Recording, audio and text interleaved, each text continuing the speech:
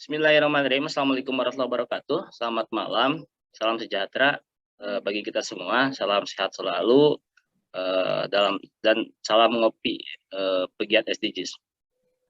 Alhamdulillah pada malam ini kita bisa berkumpul melalui daring dalam satu bahasan penanganan atau pencegahan stunting dalam konteksnya dengan SDGs desa nantinya.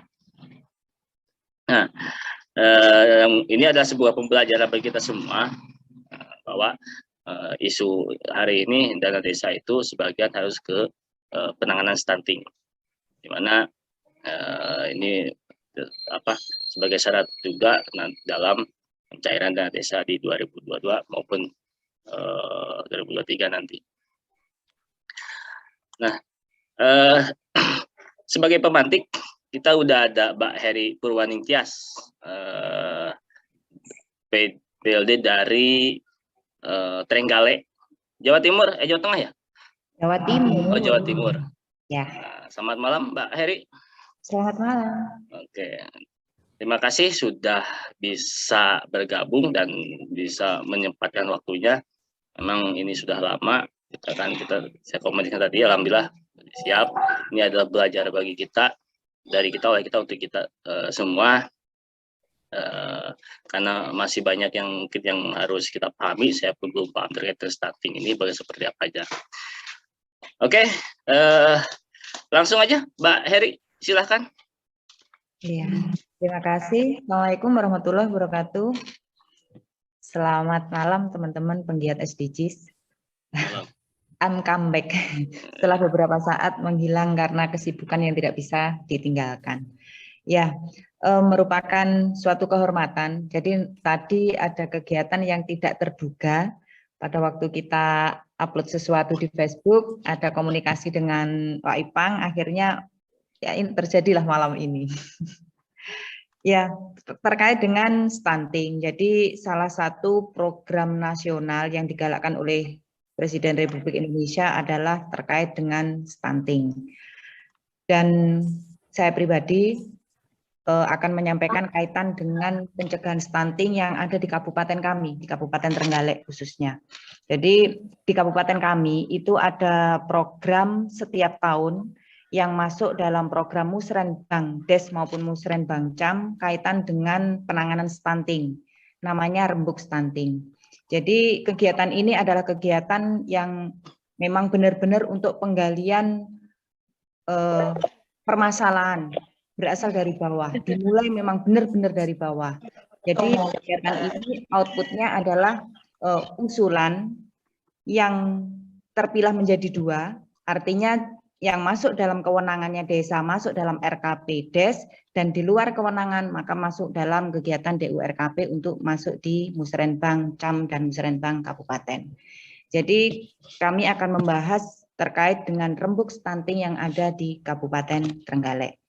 Dasar hukumnya jelas bahwa untuk kegiatan itu di kabupaten kami, itu dasar hukum pelaksanaannya adalah adanya Perpres nomor 18 tahun 2020 tentang RPJM tahun 2020 sampai 2024. Kemudian yang kedua adalah percepatan penurunan prevalence stunting sesuai instruksi Menteri Dalam Negeri. Nomornya itu tentang penurunan stunting terintegrasi di mana Kabupaten Trenggalek merupakan salah satu lokus dari stunting. Jadi saat ini per hari ini Kabupaten Trenggalek masuk dalam lokasi khusus untuk pencegahan dan penanganan stunting. Kemudian yang ketiga dasar hukumnya adalah jelas di kabupaten kami ada peraturan Bupati Trenggalek nomornya 47 tahun 2020 tentang percepatan dari pencegahan stunting terintegrasi. Perlu kami sampaikan bahwa sebelum ada Perbup ini, penanganan dan pencegahan stunting yang ada di kabupaten kami sifatnya adalah konvergen. Jadi konvergen penanganan stunting atau sifatnya keroyokan. Tapi di tahun 2020 pola pencegahan dan penanganannya berubah menjadi percepatan pencegahan stunting terintegrasi. Artinya masing-masing dari stakeholder itu punya peran masing-masing. Mulai dari masyarakat, pemerintah desa, pemerintah kecamatan, kabupaten sampai pusat itu punya peran masing-masing, tidak keroyokan lagi, tapi tetap terintegrasi. Ini adalah Perpres nomor 18 tahun 2020 tentang RPJM nasional. Kita tahu bersama pencegahan dan penanganan stunting merupakan visi misinya Bapak Presiden. Jadi di sini disebutkan bahwa untuk untuk pengembangan sistem jaringan gizi dan tumbuh kembang anak itu salah satunya ada beberapa kegiatan di situ. Di sini jelas di Perpres ini adalah pure untuk proyek prioritas penurunan stunting. Jelas tertuang di Perpres ini. Kemudian kalau kita lebih persempit di perbubnya yang mengatur terkait dengan tindak lanjut dari Perpres dan instruksi Menteri Dalam Negeri. Masing-masing dari stakeholder, pemerintah, mulai dari masyarakat hingga pemerintah pusat itu punya peran masing-masing. Kami perlu meng-sharekan perbubnya atau cukup ini? Karena materi pendamping lokal desa khususnya TPP itu kan ngawal di perencanaan tingkat desa. Jadi di sini hanya kami sebutkan perannya pemerintah desa, padahal di luar ini masih ada perannya kecamatan, peran kabupaten hingga peran pemerintah pusat. Tapi kami akan terfokus di sini. Di Perbub nomor 47 tahun 2020 khususnya pasal 27 itu disebutkan tentang peran pemerintah desa. Sangat berkaitan erat dengan adanya dana desa, karena di Perbub kami disinggung terkait dengan prioritas penggunaan dana desa yang diarahkan untuk pencegahan stunting terintegrasi. Di pasal 27 disebutkan bahwa pemerintah desa mendukung kegiatan-kegiatan pembangunan yang menjadi prioritas nasional, provinsi maupun kabupaten. Artinya pemerintah desa siap untuk mendukung keberhasilan dari pencegahan stunting terintegrasi. Kemudian yang kedua, di pasal ini juga disebutkan bahwa pemerintah desa ikut berperan aktif untuk mensosialisasikan kebijakan pencegahan stunting. Artinya bahwa apapun yang menjadi kebijakan pusat itu ditindaklanjuti oleh pemerintah daerah, pemerintah kecamatan sampai ke pemerintah desa. Kemudian melakukan pendataan terhadap kelompok sasaran, permasalahan stunting, cakupan layanan dasar, dan kondisi penyedia layanan. Kalau kita lihat di poin ini, ada sinergi yang luar biasa antara SDGs dengan apa yang ada di sini. Artinya apa? Peran KPM terkait dengan pendataan sangat berperan sekali, bahwa bagaimanapun juga tindak lanjut dari sebuah kegiatan bermula atau dapat dilihat dari data yang ada. Kemudian disebutkan juga bahwa merencanakan dan melaksanakan kegiatan dengan sumber dana dari dana desa, jelas khususnya untuk intervensi gizi spesifik. Sesuai dengan Perpres tadi, bahwa penanganan stunting itu ada dua kegiatan, yaitu ada intervensi gizi spesifik dan intervensi gizi sensitif. Khusus untuk yang gizi spesifik itu merupakan prioritas dari penggunaan dana desa sesuai dengan Perbub yang ada di Kabupaten Trenggalek.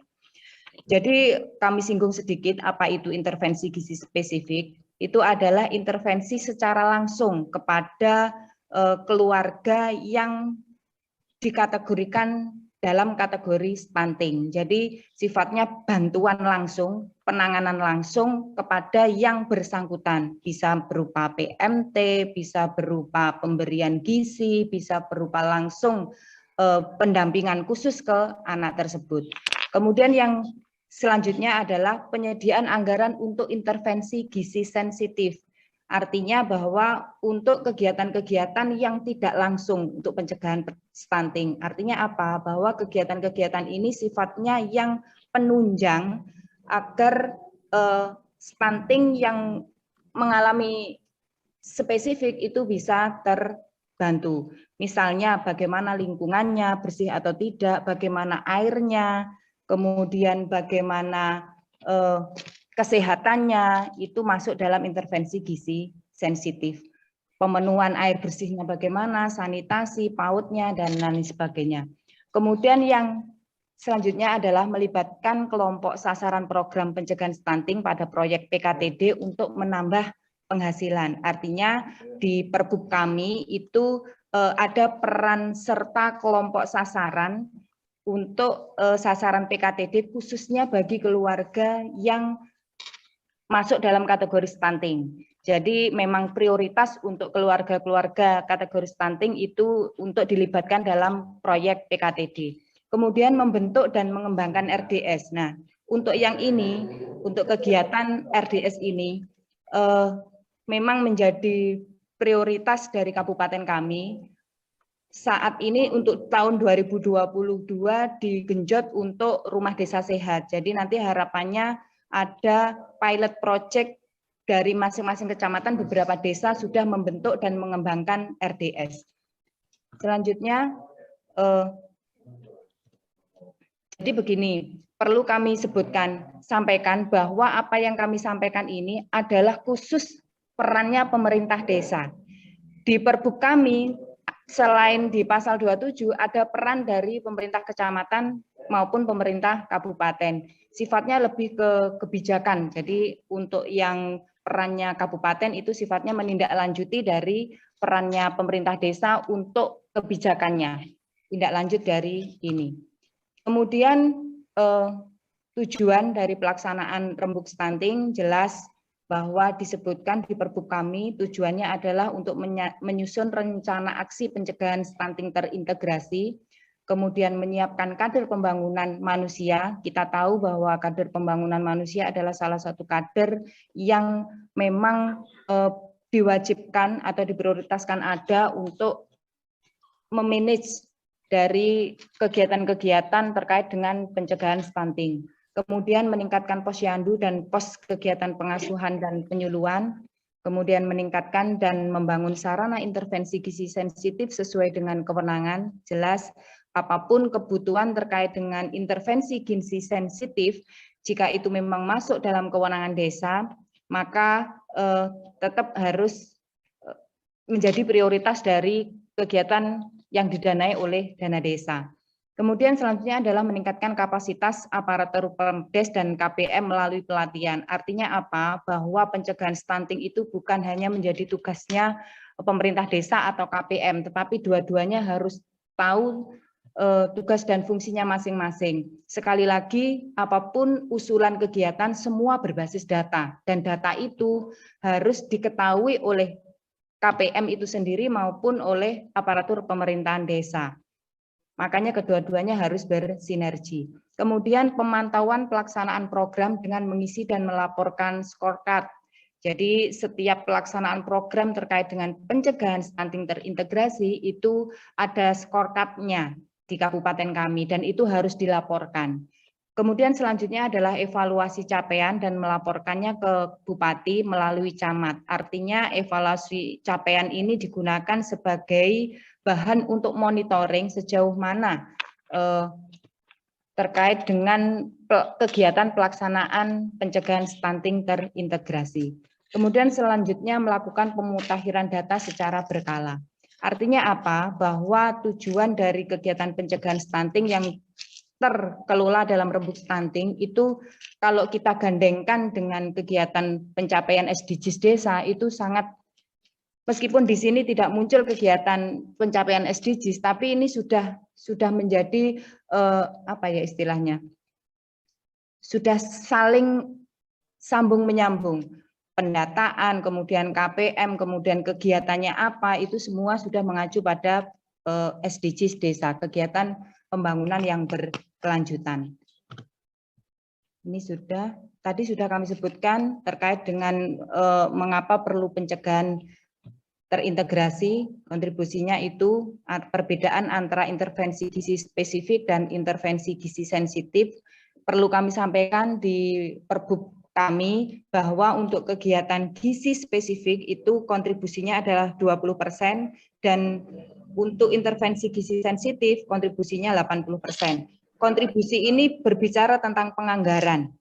Jadi harapannya di kabupaten kami, setiap desa dengan kondisi lokasi khusus stunting itu mampu memproporsionalkan penganggaran terkait dengan kontribusi ini. Harapannya memang benar-benar agar stunting dapat dicegah. Seperti itu. Yang ini tidak perlu kami sampaikan. Mungkin itu yang bisa kita bahas bersama-sama, cuma nanti akan lebih spesifik lagi apa saja kegiatan-kegiatan yang mungkin sesuai dengan kondisi potensi masing-masing, kondisi data masing-masing, dan data itu sebenarnya kalau kita EHDW-nya sudah maksimal, sudah bisa dibaca, maka kegiatan-kegiatan seperti ini dapat kita munculkan sesuai dengan data. Data bisa berbicara, maksud saya seperti itu. Setiap pendampingan di desa, setiap ada sosialisasi, kami pasti menyampaikan apa yang menjadi harapan dari Bapak Menteri Desa, yaitu Bapak Halim Iskandar. Mungkin kata-kata ini sudah tidak asing bagi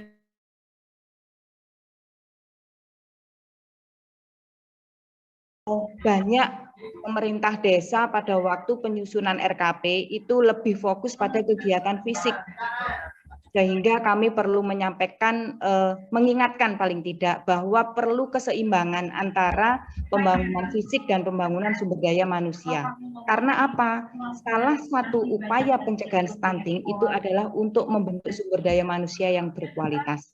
Sekali lagi, setiap ada sosialisasi di masyarakat, di desa dan dimanapun kami berada, kami akan selalu menyampaikan ini.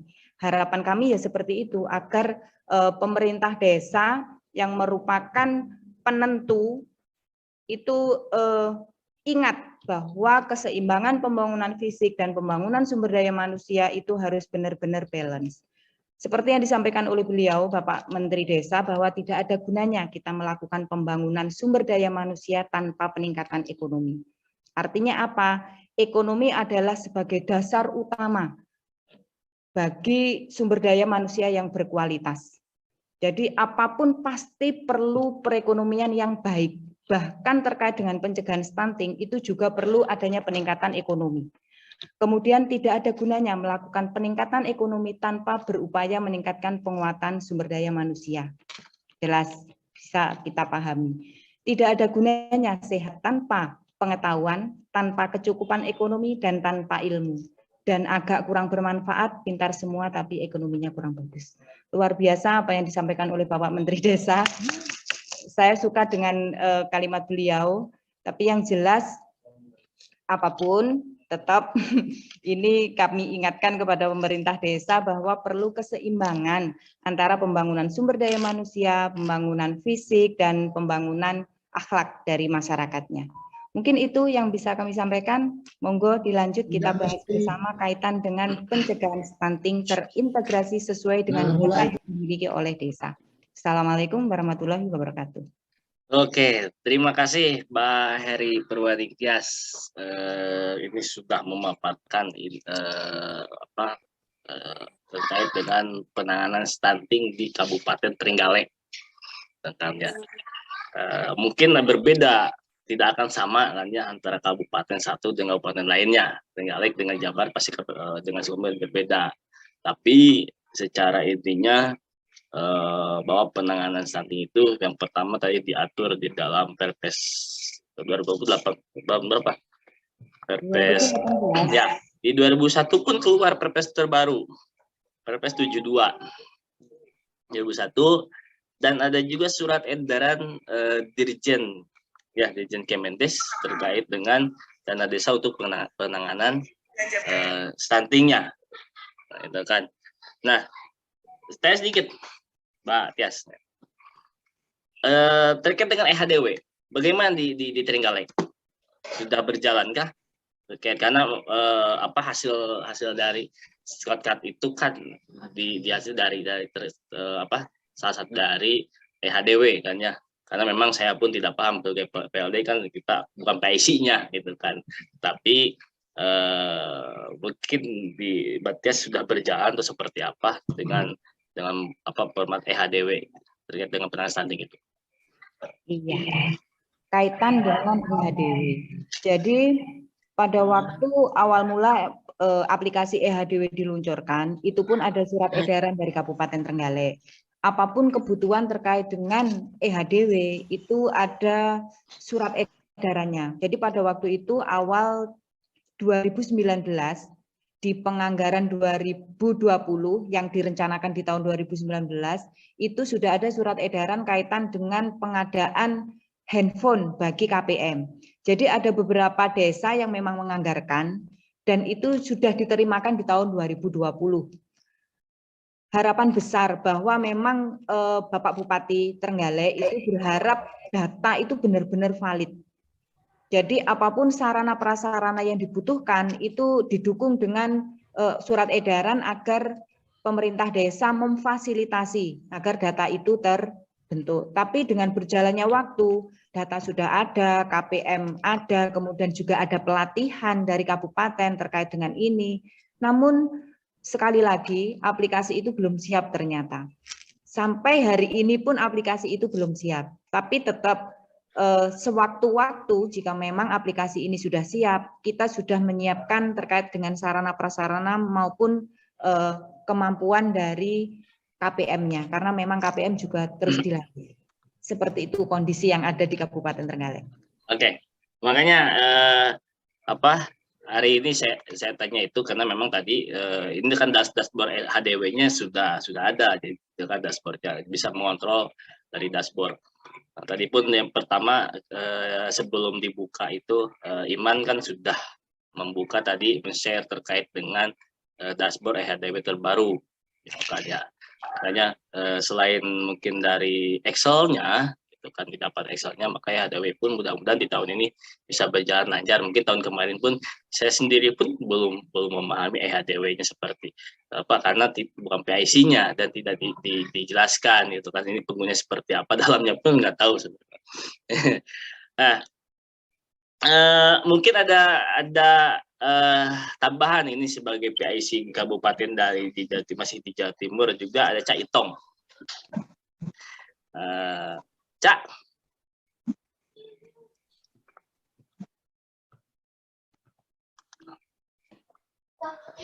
Lanjut dulu.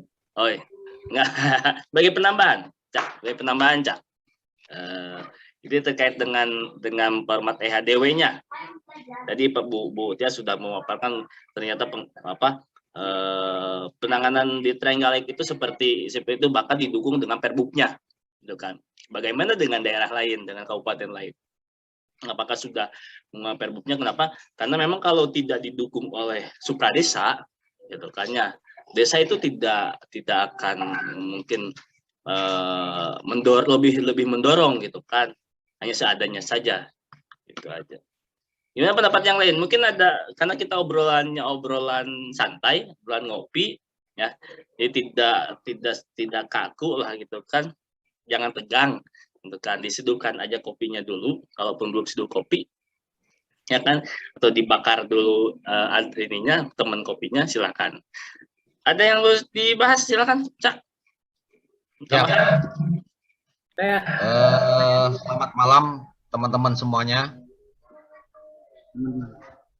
Di share screen-nya ditutup dulu, biarin. Yang disampaikan oleh Mbak Heri ini sesuatu yang luar biasa. Jadi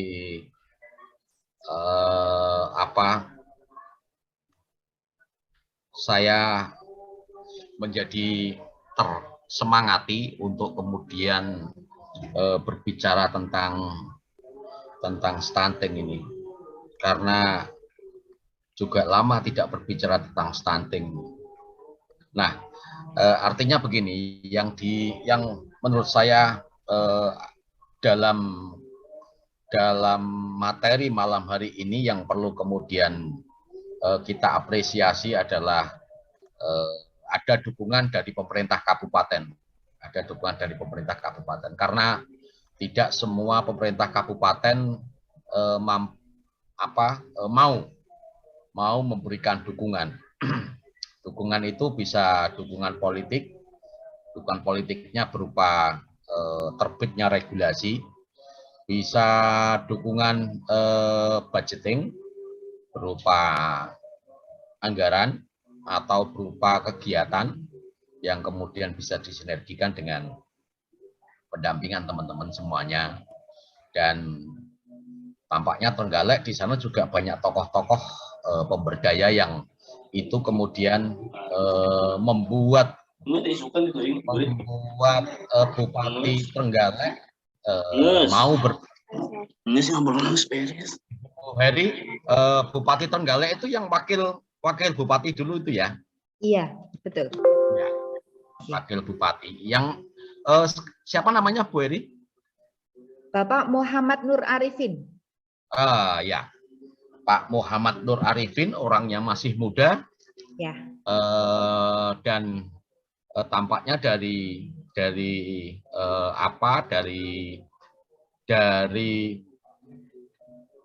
visi misinya juga sudah berbicara tentang kesehatan, berbicara tentang pengurangan stunting, dan ini menurut saya yang perlu kemudian kita dorong di kabupaten masing-masing. Lalu kemudian secara konsep gitu ya, secara konsep apa yang sudah disampaikan oleh Mbak Heri ini sesuatu yang kemudian bisa kita replikasi konsepnya, tinggal nanti pada konteks implementasi apakah kemudian di masing-masing pemerintah kabupaten ada gayung bersambut atau ada komitmen pula. Karena apa? Karena berbicara tentang penurunan stunting, utamanya yang berada di lokus seperti Trenggalek, seperti kabupaten kami di Jember, itu juga memerlukan komitmen. Dan berbicara komitmen, salah satunya kalau di tingkat kabupaten ada rembuk kabupaten, rembuk stunting tingkat kabupaten. Bahkan di kabupaten kami ada dua puskesmas yang melakukan rembuk stunting. Nah, kemudian di desa ada juga rembuk stunting. Nah, ini yang perlu kemudian kita dorong agar sinergi. Mau membuat alur seperti apakah berkaitan dengan rembuk stunting? Apakah alurnya seperti yang disampaikan Mbak Heri tadi itu, bahwasanya rembuk stunting nanti menghasilkan dua usulan besar, yaitu RKPDes dan DURKPDes. Hasil dari DURKPDes yang dikeluarkan, yang dihasilkan dari rembuk stunting, apakah kemudian dibawa ke rembuk stunting tingkat kabupaten kah, atau dibalik alurnya hasil rembuk stunting tingkat kabupaten kemudian nanti di tahun berikutnya menjadi salah satu dasar penentuan perencanaan pembangunan desa pada konteks DURKP. Ini yang perlu kemudian harus kita dorong di masing-masing kabupaten, karena nyaris tidak pernah ada sinergi antara rembuk stunting tingkat kabupaten dan rembuk stunting tingkat kabupaten dengan rembuk stunting tingkat desa, sehingga berjalan sendiri-sendiri. Nah, kondisi yang paling menarik adalah hasil rembuk stunting tingkat desa kalau di Kabupaten Jember ini sebentar lagi akan memasuki pada babak yang DURKP, yang skalanya, yang kewenangannya berada di kewenangan OPD.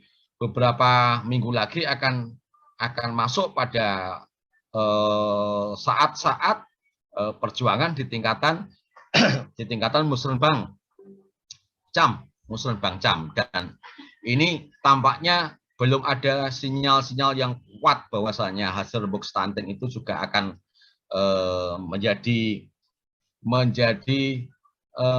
pembahasan yang menarik juga di Musrenbang Cam. Nah, ini yang perlu kemudian kawan-kawan semuanya terlibat dalam proses pencermatan. Lalu secara teknis, Wak Ipang dan kawan semuanya, mungkin yang berkaitan dengan EHDW, tampaknya EHDW itu kan sama lah seperti tadi yang disampaikan oleh Mbak Heri, satu aplikasi yang masih belum matang, kalaupun toh selama ini berjalan sudah 1,5 tahun lebih aplikasi tersebut, tentu saja banyak kendala-kendala yang dialami oleh KPM.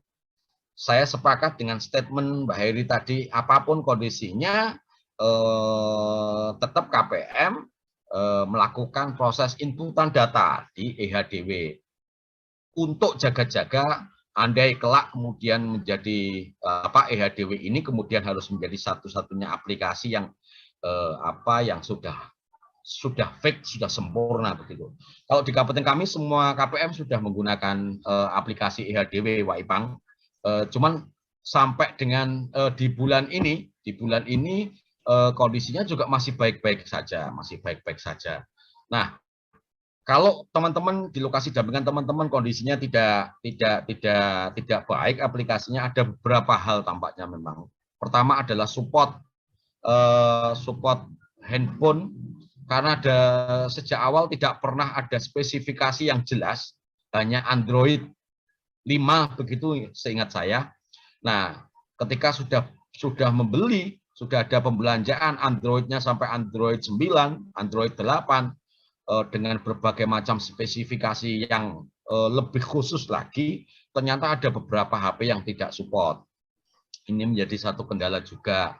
Nomor 2, ternyata saat ini kondisi pengelola aplikasi masih belum mendapatkan SK di tingkatan Kementerian Desa kalau menurut Pak Wahyu, sehingga mungkin kapan-kapan forum pegiat SDGs ini bisa menghadirkan Pak Wahyu atau siapapun yang kemudian memiliki kompetensi untuk membicarakan tentang Electronic Human Development. Artinya PIC pusat ya, Cak? Ya, PIC pusat dari Satmapres yang kemarin itu. Ya. Itu Pak Ipang yang bisa saya sampaikan, Pak Ipang. Oke, saya kembali dulu ke Mbak Heri. Sebelum nanti ke pertanyaan teman-teman yang lain atau penambahan yang lain, Mbak Heri terkait dengan tadi Perbup itu kan 2020 ya, 2020 dikeluarkannya. Terus mendorong desa untuk menganggarkan dan juga untuk program penanggulangan stunting itu agar cepat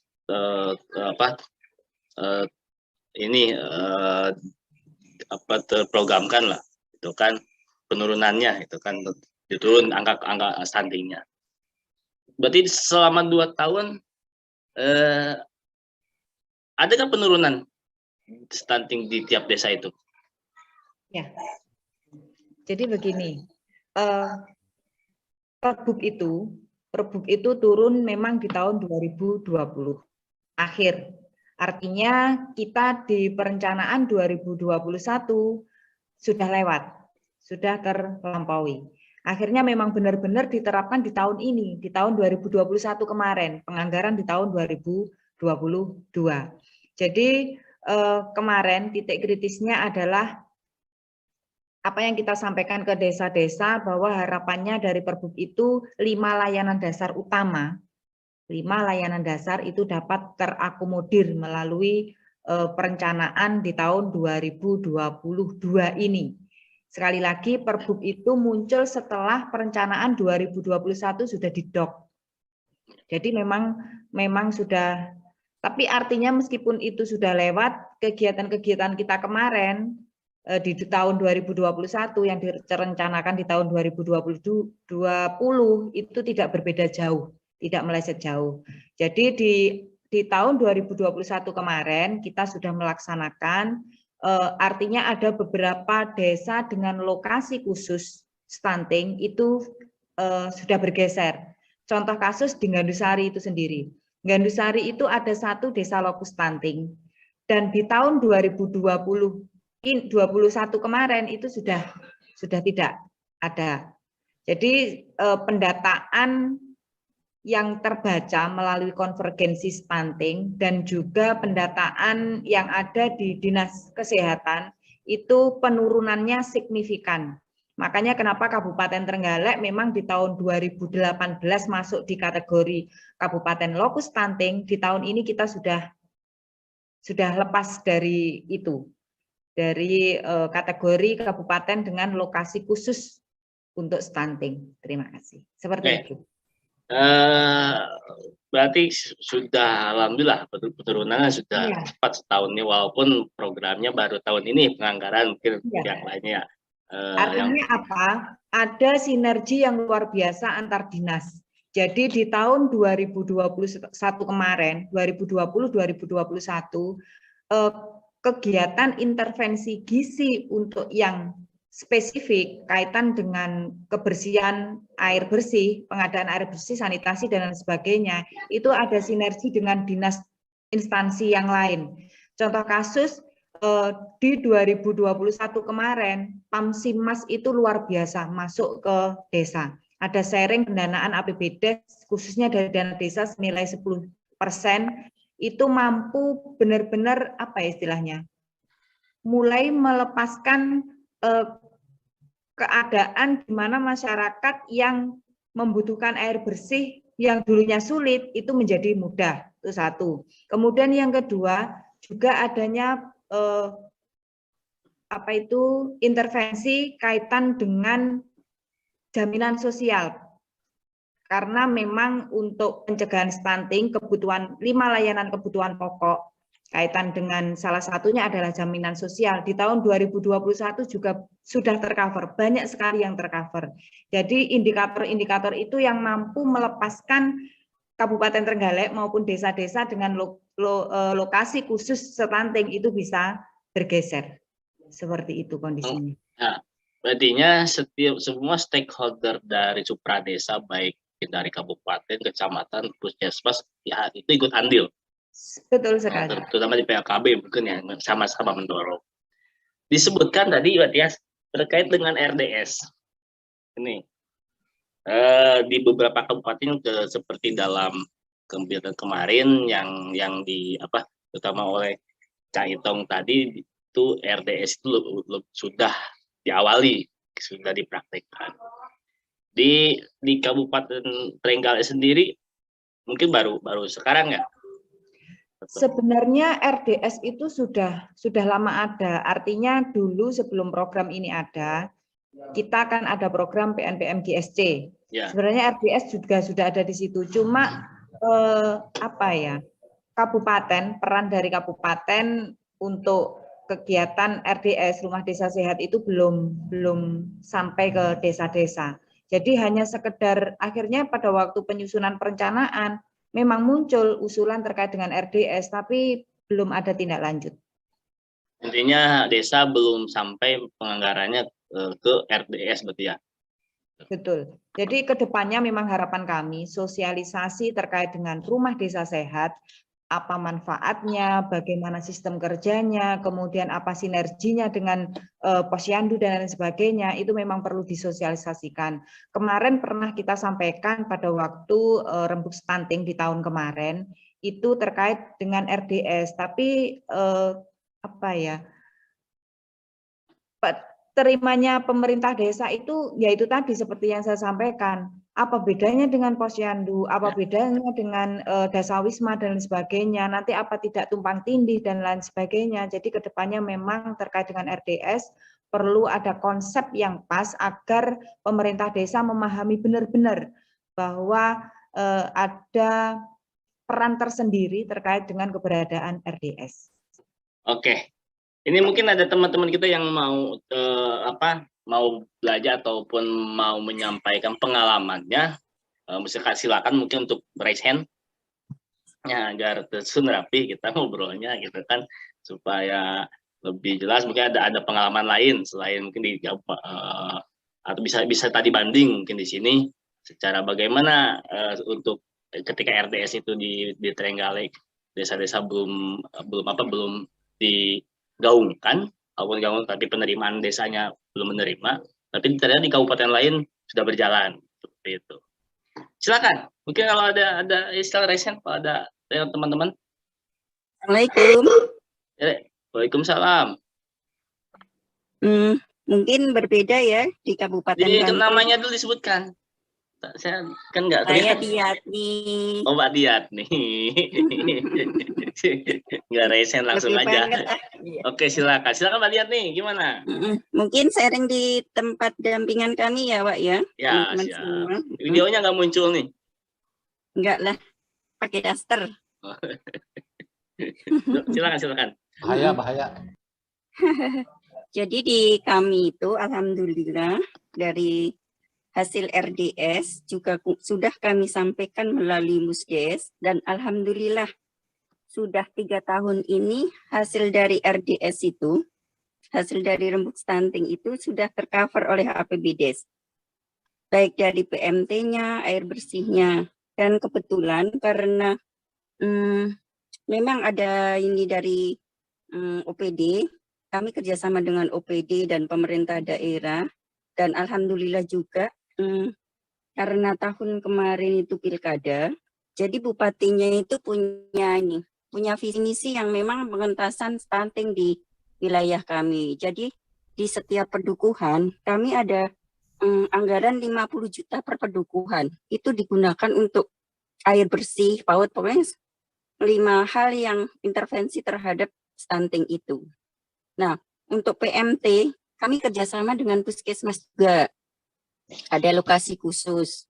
Jadi sampai sekarang alhamdulillah seperti satu daerah di dampingan saya itu, dari 25 anak di bulan Februari, alhamdulillah kemarin di bulan Desember tinggal 7 anak yang terindikasi stunting. Jadi setiap bulan selama 23 hari, sebenarnya 90 hari sih pemberian PMT, akan tetapi karena melihat anggarannya juga, jadi kami hanya memberikan dalam waktu, ada yang setiap minggunya sekali, ada yang setiap sebulannya sekali, ada yang setiap hari selama 23 hari, itu alhamdulillah jadi yang dari 25 menjadi 7 anak, yang dari 125 itu tinggal 40 anak.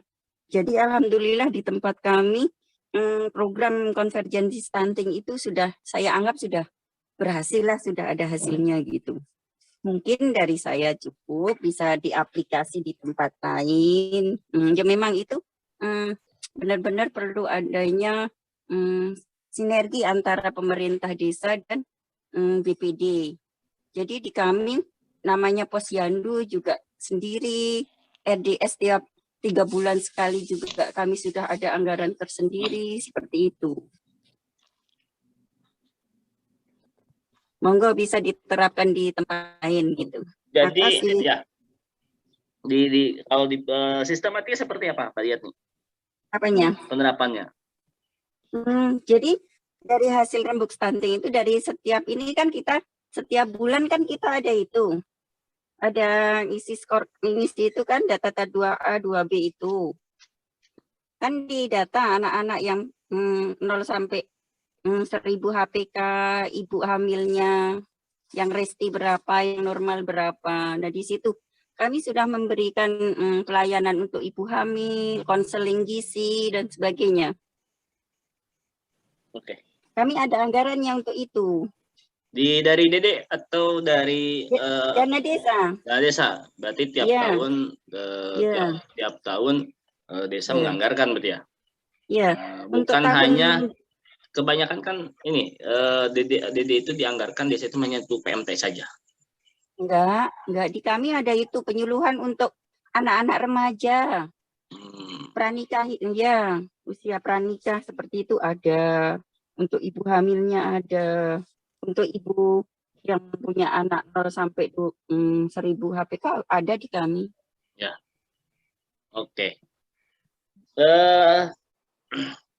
Kembali ke Matias. Apa saja atau siapa saja sasaran dari stunting ini, di penanganan stunting ini? Ya, jadi sesuai dengan Perbup kami, itu kan tadi sudah kita sebutkan bahwa ada 2 kegiatan terkait dengan pencegahan dan penanganan stunting. Yang pertama adalah intervensi gizi spesifik. Artinya apa? Ini adalah untuk kegiatan yang langsung kepada sasaran.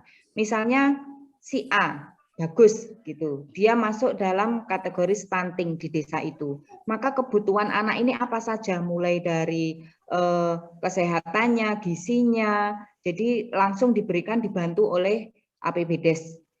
Kemudian selain itu, yang namanya intervensi gizi spesifik itu adalah kaitan dengan memonitoring tumbuh kembangnya anak ini yang sedang mengalami stunting.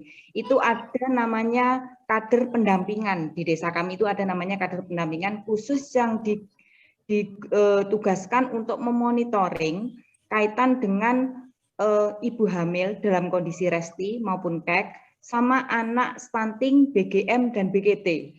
Jadi tumbuh kembang dari ini, dua orang ini, anak dengan kategori stunting, BGM dan BGT serta ibu hamil KEK dan resti itu masuk dalam program kader pendampingan. Jadi memang dipantau dan itu didanai oleh APBDes.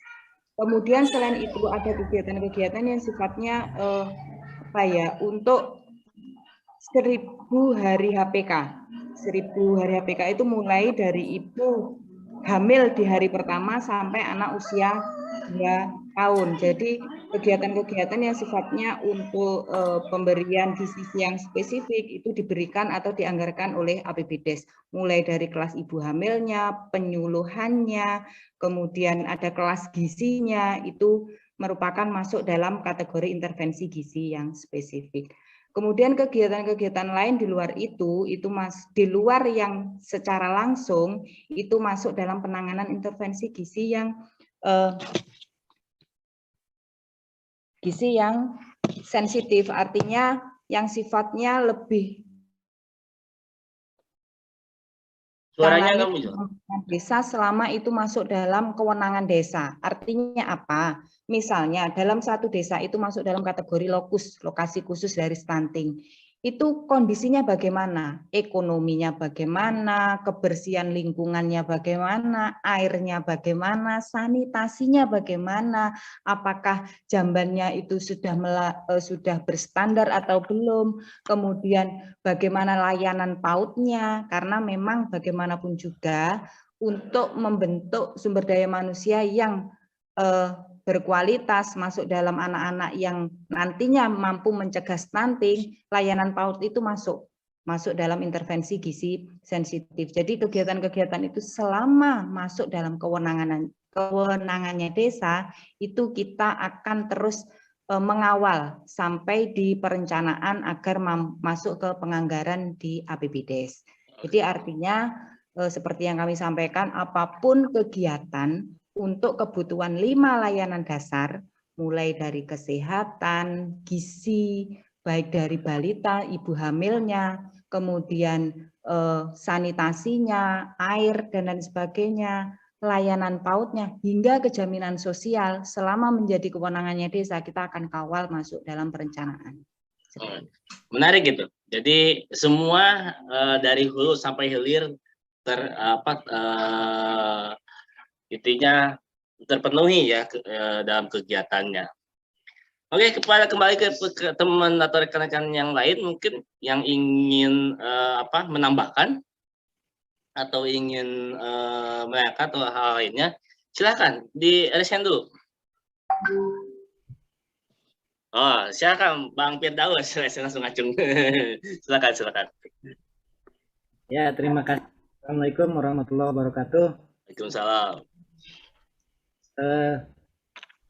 Tertarik saya bicara stunting ini karena udah hari yang ketiga ini saya jadi PIC terkait dengan stunting ya. Cuman betul terkait dengan stunting ini saya udah 3 tahun sebenarnya nggak pernah artinya buka-buka lagi mengetahui tentang stunting. Jadi mesti belajar banyak lagi, terutama nanti terkait dengan regulasi di perbuknya nanti Mbak Tias bisa di-share nanti perbuknya akan kami sesuaikan dengan kondisi dan di wilayah yang kami punya. Kalau Mbak Tias punya perbuknya terkait dengan stunting itu. Jadi pokok-pokok apa saja yang diulas di perbuk itu tentu paling tidak kami mendapat gambaran dari perbuk itu apa saja. Kemudian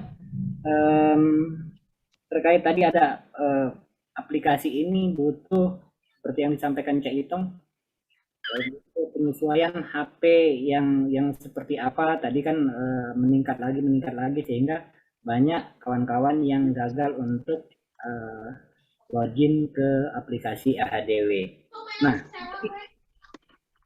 dari pengalaman Bu Tias di dampingannya, itu HP ini menjadi milik enumerator atau dipinjamkan selama menjadi enumerator. Nah, itu yang perlu saya tahu kalau memang dia dihibahkan. KPM nggak Bang? Bukan enumerator, KPM mungkin. Ah ya, KPM. Maaf. Bukan data SDGs sih. Iya, maaf, KPM. Apakah itu menjadi miliknya KPM, dibeli oleh desa untuk KPM, atau ada kontrak tertentu dalam rangka diberikan HP ini menjadi apa namanya sebagai KPM-nya? Itu coba minta penjelasan dari Mbak Tias. Terima kasih. Assalamualaikum warahmatullahi wabarakatuh. Iya, jadi bagaimanapun juga HP itu adalah asetnya desa. Jadi itu adalah miliknya desa. Jadi hanya sebagai hak guna pakai bagi KPM. Siapapun KPM-nya akan berhak untuk menggunakan sarana prasarana itu. Kalau nanti KPM-nya mengundurkan diri, resign atau diganti, maka itu akan dipindah tangankan ke KPM selanjutnya. Itu akan tetap menjadi miliknya desa. Bang Erwin ini, Bu Tias tadi ingin mencontoh terkait dengan Perbub, karena Bang Firdaus ini adalah salah satu PIC atau TA di Lampung, gitu kan. Ya, jadi mungkin bisa di-share kalau sebagai perbandingan, mungkin ya nanti bisa di-share di grup. Oke. Ya. Iya. Oke. Dari yang lain mungkin ada ingin berbagi pengalamannya. Mas Hairus, silakan. Dibuka videonya. Ini wajahnya nggak kelihatan harus. Kelihatan ya. Terlalu cerah, backgroundnya terlalu cerah. Terima kasih. Langsung saja ya. Saya mau tanya, Bu, adakah standar atau maksimal atau minimal insentif untuk KPM seperti itu? Halo. Ya. Yang kedua, kalau di kabupaten kami dikarenakan tadi kendala itu Gimana kabupatennya, masih Mas Heris? belum stabil. Kenapa? Kabupatennya kabupaten mana? Kabupaten Bangkalan. Bangkalan. Ya. Yang pertama itu, adakah standarisasi minimal maksimal daripada insentif KPM kalau di kabupaten Ibu? Nanti mungkin bisa kami terapkan di Bangkalan. Terus yang kedua yaitu mengenai EHDW. Di sini tuh dikarenakan katanya Cak Itong tadi itu EHDW itu masih apa ya istilahnya masih banyak kendala ya. Nah, itu di sini disarankan untuk pakai manual dulu. Nah, yang saya tanyakan ketika kita pakai manual berarti nantinya kita akan upload ulang di EHDW aplikasinya. Kalau di Kabupaten Ibu bagaimana? Mungkin bisa kami replikasi atau terima kasih. Ya, terima kasih. Pertama kaitan dengan apa tadi? KPM. Standar maksimal minimal KPM. Ya. Jadi di kabupaten kami pun ada perbub terkait dengan besaran honorarium. Honorarium apapun itu ada di perbub kami. Ada besaran maksimal per bulan yang muncul dalam perbub itu. Kalau tidak salah maksimal 400.000 per bulan itu maksimal. Tapi ditindaklanjuti oleh desa itu pokoknya sesuai dengan kemampuan keuangan desa. Jadi rata-rata di kabupaten kami, di desa kami dampingan itu rata-rata sekitar 100 sampai 150 per bulan.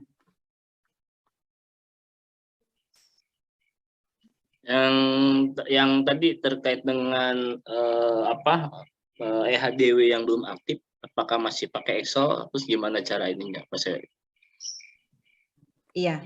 Jadi data-data yang diperlukan untuk input data nanti masuk dalam aplikasi itu semua di backup di manual kalau di desa kami. Jadi memang ada pendataan backup manual sebelum di input dalam aplikasi eHDW.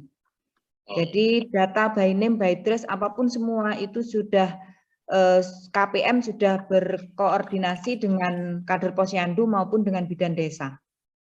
Ada backupan manual. Intinya memang eHDW ini semua pun belum di tahun 2021 ini masih banyak kekurangannya, terutama karena tadi KPIC pusatnya pun masih belum ada kontrak mungkin ya. Mudah-mudahan di 2022 ini tadi pun siapapun nanti di bidangnya dashboard supaya muncul, tapi yang membidangi tentang memahami tentang eHDW ini bisa berbagi ataulah berbagi ilmunya. Yang lain ada yang menambahkan pengalamannya mungkin dari kabupaten lain? Silakan. Siapa ini? Aceng. Aceng saja. Aceng saya dari kabupaten mana, Aceng? Halo, Mas. Dimut suara ininya. Untuk di Kabupaten Ciamis sendiri itu mulai menggunakan eHDW itu di 2020. 2020 kita udah pakai, walaupun pakai istilahnya HP sendiri ya. Cuman di 2021 itu udah menggunakan HP dari Dana Desa dengan standar itu kemarin 4 GB untuk HP-nya, minimal RAM-nya itu 4 GB. Itu standar yang ditetapkan oleh pihak kabupaten. Adapun untuk honor itu nggak ada batas minimum, cuman disesuaikan dengan kemampuan desa. Cuman rata-rata untuk Kabupaten Ciamis itu di angka 200 dengan asumsi pulsa 50, 150-nya untuk insentif. Ya alhamdulillah walaupun banyak kendala terkait masalah di akhir di laporan tahunan yang saya buka kemarin, laporan tahunan itu masih ada pom-pom yang kosong gitu, nggak sepenuhnya utuh gitu. Kenapa? Ada di beberapa bagian itu ada yang ketika aplikasi error itu tidak naik ke akhir tahun. Jadi di laporan akhir tahunnya itu yang masih jomplang gitu. Khususnya termasuk masalah konvergensinya, nggak nge-match dengan data yang manualnya gitu Pak. Di 2022 mudah-mudahan aplikasinya bagus, kinerja KPM-nya tambah bagus. Kenapa? Setiap wilayah kecamatan tuh dikasih password admin, jadi bisa ngecek pergerakan KPM sampai di mana gitu. Kalau itu khusus untuk Ciamis itu Pak. Seperti itu kalau untuk di Kabupaten Ciamis. Oke, terima kasih Mang Aceng. Ini pengalamannya. Ada yang lain? Silakan. Bang Firdaus, silakan Mangga. Sebelum kita kali ke Bangsa. Ya, sebelum sampai ke saya ingin tanya terkait dengan kalau aplikasi eHDW itu belum artinya bisa maksimal sekarang, kemudian dalam perencanaan itu ketika kita akan menggunakan data dari eHDW itu dari scorecard itu seperti apa? Apakah dia tetap input masing-masing desa, kemudian datanya cara mendapatkannya gimana data itu? Nah itu yang saya belum tahu terkait dengan penggunaan data dari hasil KPM, pendataan KPM untuk kita gunakan sebagai dasar perencanaan di tahun berikutnya. Mungkin itu yang perlu saya tahu, Mbak Tias. Terima kasih. Iya, terima kasih. Sekali lagi bahwa output dari rembuk stunting kami kan ada 2 hal. Yang pertama masuk dalam RKPDes, yang kedua masuk di URKP. Kalau kita berbasis perencanaannya di desa, data scorecard itu kan lingkupnya desa. Tahu persis terkait dengan kondisi yang ada di desa itu. Jadi untuk kegiatan berbasis data kita lebih mudah. Data itu data yang diberikan oleh KPM pada waktu penyusunan RKPDes, pada waktu musyawarah desa dan lain sebagainya. Itu lingkupnya desa dan terbaca dengan sangat mudah. Tapi kalau kita sudah membawa ke tingkat kecamatan dan kabupaten, itu yang perlu kompilasi data mungkin agak lebih sulit untuk membaca itu. Tapi sekali lagi kalau berbasis di desa yang sudah kita laksanakan dan sudah kita alami di tahun ini, itu baca scorecard-nya KPM itu lebih mudah karena tetap basicnya adalah indikator konvergensi penanganan stunting. Jadi akan terbaca dengan mudah data-data dari mana itu, dari bidan desa, dari kader posyandu, dari desa dan lain sebagainya, itu lingkupnya desa mudah kita baca scorecard-nya. Jadi tetap seperti yang kami sampaikan tadi bahwa aplikasi EHDW itu kan semua bersumber dari data yang ada di KPM dan yang ada di posyandu dan bidan desa. Jadi bagaimanapun juga meski aplikasinya belum kita maksimalkan karena belum bisa kita input, tapi data real backup-an yang ada di lapangan yang bersumber dari posyandu dan lain sebagainya itu sudah ada. Cuma memang kesulitannya saat kita menentukan kebijakan di tingkat kecamatan maupun kabupaten karena data itu belum terkonek di tingkat kecamatan maupun kabupaten. Kalau di tingkat desa tidak ada masalah. Oke, itu Bang Fir. Jadi memang kalau di desa itu data itu lebih komplit. Mungkin data di kecamatan di kabupatennya yang mungkin Bang Firdaus sebagai PIC-nya di PTA di kabupaten bagaimana mengumpulkan data itu dari beberapa kecamatan ya dan beberapa desa gitu ya. Ini supaya obrolannya nanti santai. Ini saya tutup dalam rekodnya dulu ya. Pas jam 10 ya? Ya, saya tutup rekodnya dulu. Saya ingin halo Mbak Tias. Closing segment. Supaya ada closing dulu. Dari Mbak Tias, Mbak Heri. Mbak Heri, Mbak Tias. Halo. Bisa didengar suara saya? Mbak Tias. Maaf, saya ada di outdoor kita ini. Closing statement dulu ya dari Mbak Tias sebagai pemantik tadi. Agar ini rekodnya ditutup, materi di dalam rekodnya selesai, mungkin nanti setelah rekod selesai bisa dilanjut obrolannya di selanjutnya, gitu kan. Silakan Mbak Tias. Closing statement dulu. Mohon maaf. Iya, mohon maaf untuk closing statement karena saya berada di outdoor saat ini. Jadi intinya apapun yang kita bahas pada malam hari ini semoga bermanfaat. Dan untuk materi nanti akan kita share ke Waiman. Ya. Mohon maaf ini di outdoor dan sinyalnya tidak bagus. Oke, terima kasih Mbak Tias atas waktunya. Mudah-mudahan tidak bosan dan sekarang sudah bisa muncul lagi di grup rekannya dan kesibukannya mungkin sudah selesai. Ya, nanti bisa di grup. Untuk di sesi selanjutnya dan bisa berbagi ilmunya dengan yang lain. Oke, terima kasih Mbak Tias. Selamat untuk beraktivitas malamnya. Ya, mohon maaf mengganggu waktunya. Ya. Bang Sam, closing terima statement-nya. kasih banyak. Ya. Luar biasa Mbak Heri itu di tengah waktu bersama keluarga masih menyempatkan diri juga berbagi pengalaman ya Mbak Heri ya. Bagi kita semua Wak, sebenarnya dengan seringnya kita mendiskusikan topik-topik yang terkait dengan pendampingan kita, itu memberikan pengayaan dan memberikan stimulan bagi teman-teman untuk bisa meningkatkan self confidence ini, rasa percaya diri. Jadi bagaimana teman-teman mengedukasi pemerintah desa dengan bekal-bekal literasi dan referensi yang menurut kita ini sangat membantu ya. Jadi kalau ada masalah ini bisa kita selesaikan bersama, didiskusikan bersama. Khususnya terkait dengan stunting itu kita mesti membacanya dari berbagai aspek, jadi ya tidak hanya dari satu sudut pandang saja, tapi juga dari beragam sudut pandang, sehingga desa menjadi nyaman ya. Keberadaan teman-teman selaku TPP itu kemudian mendapatkan tempat ya yang nyaman di pendamping desa. Mungkin itu di pemerintah desa. Terima kasih Bang Sam atas waktunya. Caitong.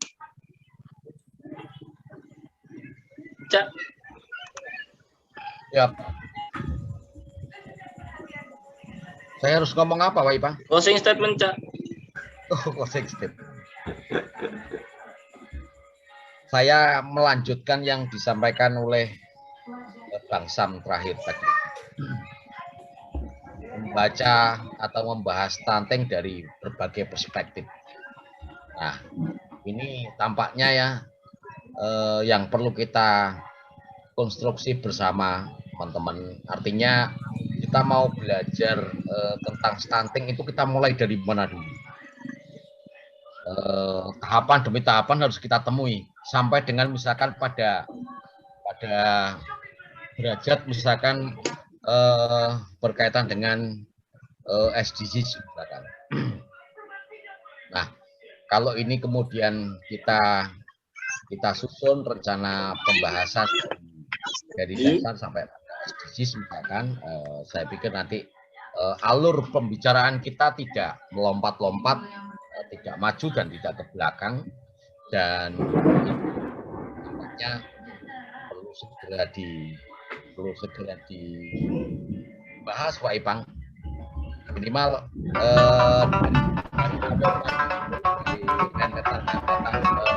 percakapan siapa yang membahas berkaitan dengan stunting, misalkan, lalu apa yang perlu harus dilakukan oleh teman-teman TPP dan sebagainya, sampai membaca tentang data misalkan yang berkaitan dengan SDGs atau data yang ada dalam scorecard. Itu usulan saya, Pak Ipang. Terima kasih. Ya, terima kasih. Mudah-mudahan nanti kita masih belum puas dengan apa tadi mungkin yang Caitong katakan, mungkin harus alurnya harus jelas, harus menyusun mulai dari regulasi sampai dengan metadata sampai dengan mungkin ke aplikasi sistem yang hari ini memang aplikasi dashboard itu ada perbaikan dan belum bisa dibuka, tapi mudah-mudahan nanti kita bisa lanjut di lain waktu dengan materi yang sama tapi dengan mungkin ke aplikasi EHDW-nya gitu kan, bagaimana cara mengisinya, bagaimana cara datanya segala macamnya sampai dengan timbulnya data di EHDW yang bisa di print out untuk sebagai pelaporan. Oke, terima kasih semuanya. Terima kasih Batias waktunya, Basam dan juga Caitong dan juga yang lainnya di malam ini materi terkait dengan stunting berhubungan dengan SDGs desa. Oke, selamat malam. Selamat berjumpa kembali. Salam pegiat SDGs, salam ngopi SDGs desa. Assalamualaikum warahmatullahi wabarakatuh. Waalaikumsalam warahmatullahi wabarakatuh.